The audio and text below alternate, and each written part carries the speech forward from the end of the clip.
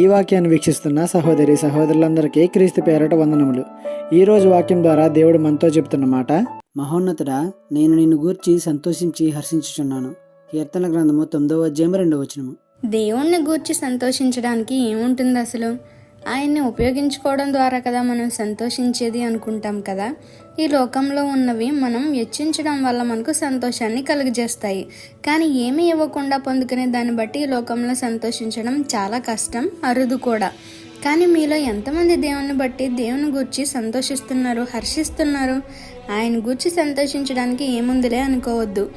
ఇప్పుడు నువ్వు బ్రతికి ఉన్నావంటే దానికి దేవుడే కారణం. నీ ఆరోగ్యం, నీకున్న స్థితి, సంపద, కుటుంబంలో సమాధానం, ప్రేమ, ఐక్యత ఉన్నాయంటే దానికి కారణం దేవుడే.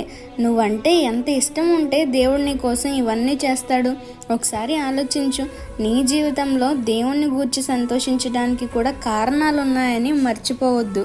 ఈ చిన్న సువార్త పరిచర్యలో మీ సహోదరులు. God bless you. ఆమేన్.